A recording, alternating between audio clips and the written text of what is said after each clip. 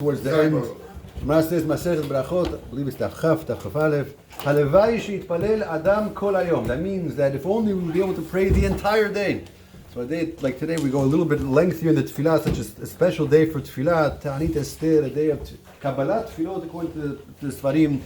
Ashrechem Yisrael, you're able to stay in the Beit Knesset a little bit longer. A few of the halachot that sometimes slip through the cracks, maybe just benefit from a little bit of chizuk, a bit of a reminder going to Purim. Be'ezrat Hashem, there'll be announcements about all the basic halachot, but there are some things that just, like I say, require a little bit of a reminder.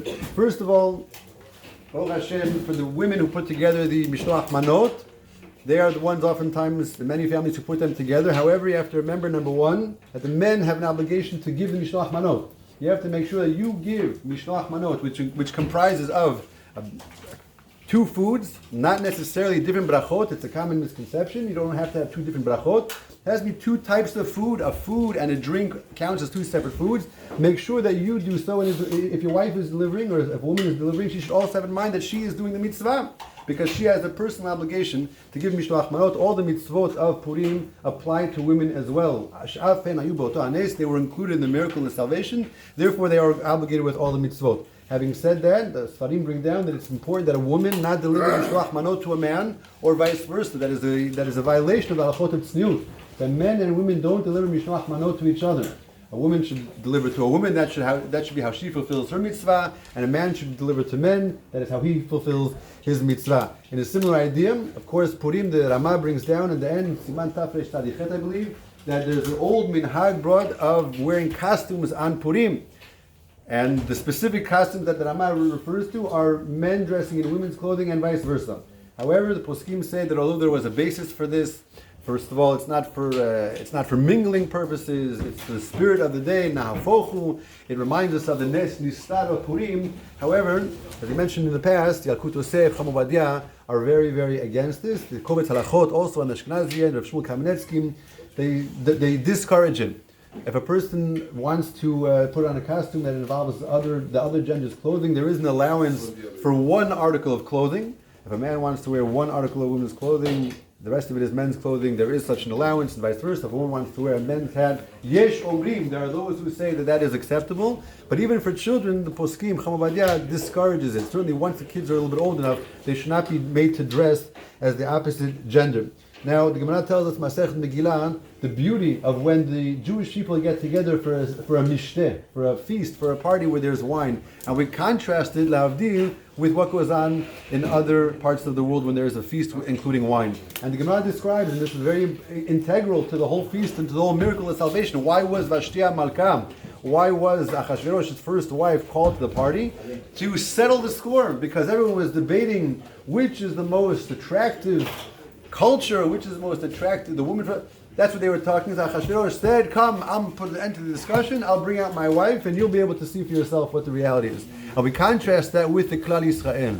When we get together, we sing Shirot Tishvachot HaKadosh Baruch Hu, we sing songs of praise to HaKadosh Baruch Hu, and we say Divrei Torah. And based on the Gemara, the Pasuk in the Megillah, Layehudim Hayta Ora V'Simcha V'Sason V'Kal, the Gemara says, Ein Ora Ela Torah.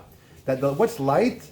Light is Torah. And therefore, by the Sudat Purim, even though we always have an obligation, Shnaim Shirashvim Be'en Divrei Torah Benehem, it's the Zivchei Metim, two people are sitting down for a meal and they don't have Divrei Torah, it's a terrible thing. But specifically by Sudat Purim, there is a halakha that a person should study Torah before the Suda, a person should study Torah during the Suda, whatever it is that's going to be Moshech, that's going to involve those around you, speak about the Nisim, that makes it a Sudat Mitzvah.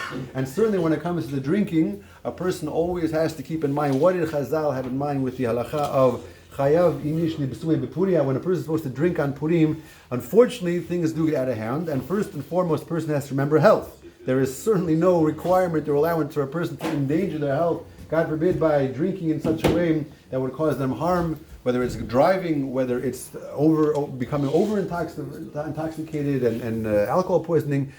The furthest thing from the halakha that is absolutely not required, is not allowed. When a person does drink, however, of course, there is a concept of getting to the point of adilo yada, whatever that means, not knowing between Mordechai and Haman.